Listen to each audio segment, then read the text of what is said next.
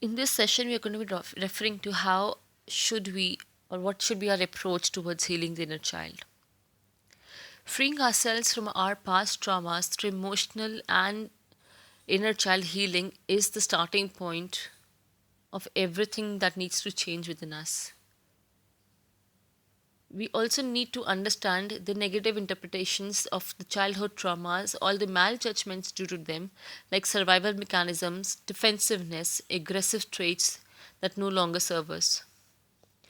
Gradually, we begin to acknowledge, accept, and thus heal the dark, impulsive, and compulsive habits, the fears that we have, the self destructive patterns sometimes, the self sabotaging shadow traits, and limiting self beliefs. And thus, we step into light from the hurt that we have had earlier.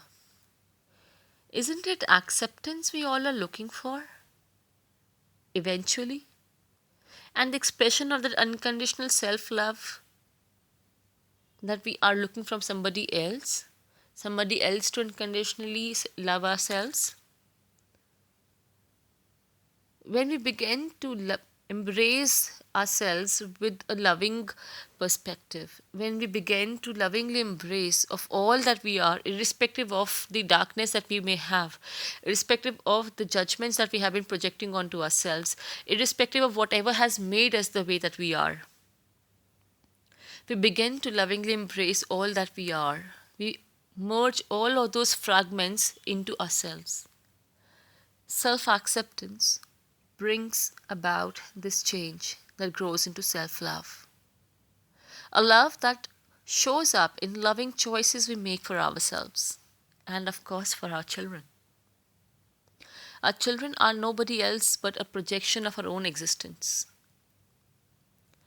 This is the journey of wholeness to complete integration and surrender. Without confronting our shadow side, we remain in the illusion that we only have light filled traits and there is no shadow side of it. The point is that every one of us will have some shadow aspect or the other. That is how we have chosen to grow through those experiences. Only to be reminded by them again and again in people, events, and traits that we encounter and get triggered repeatedly. Till the time we do not have a seed within ourselves, there is no person, whether our child, our spouse, our boss, our in laws, our parents, our loved ones, or even strangers.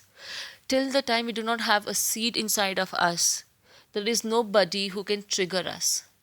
We get triggered, we get impulsive, we start to react to a situation only when we recognize that there was a hidden element inside of us which was nothing but a wounded child. So, without confronting our shadow side, we remain in the illusion that we do not have it at all.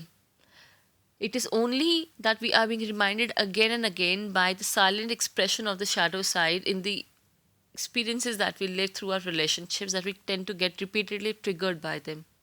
Our irritations and repeated hurt are the wounds of the life that remains to be healed.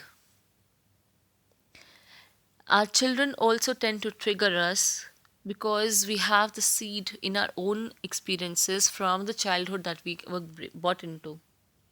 So, if we go back in time and if we are able to heal those seeds that are actually triggering us and making us feel uncomfortable with our children, when the children are not, I know, when the children are not responding to us in the way that we expect them to be, it is important for us to heal those seeds and aspects, and the situation in our existence will automatically change. That is how the law of attraction works. If there is nothing inside of us that is triggered by our children will never be able to trigger us for anything. Only then we get to experience inner peace and inner freedom when there is nothing but true light. Peace and joy are clear by products of healing our own self. It is when we become awakened, conscious parents that we start to look at the relationship differently. And every time our children trigger us for something or the other, it is time for us to go back into our childhood and start picking up the weeds that we have seeded in our childhood. so that we are able to nurture the wounded child and become whole again. And as an onion, there are multiple layers to it.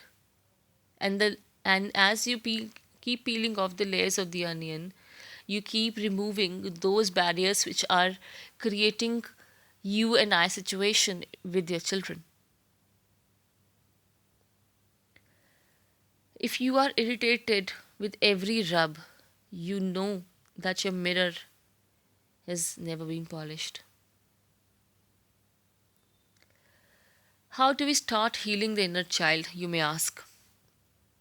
The first point, of course, is recognize that there is an issue within our own existence rather than recognizing issues, rather multiple issues with our children. Our child does not do this and that, and this needs to be improved, that needs to be corrected, this is not happening right. So, whenever we feel triggered, it is all about I, it is never about the child. The first thing is to recognize that there is something within me that needs to be healed. The second thing is recognizing the child archetype. The third thing is dialoguing with the inner child, the wounded self. The fourth step is to release the trauma. The fifth step is reprogramming. Sixth step is learning to nurture self. I repeat, which is very difficult for most of the women I know of, and every mother who has to pick up multiple roles in her existence. Learning to nurture self is extremely important. And once we start to nurture ourselves, the last step is about learning to reparent ourselves. The inner child still needs right parenting. So we first need to parent ourselves before we start to parent our children.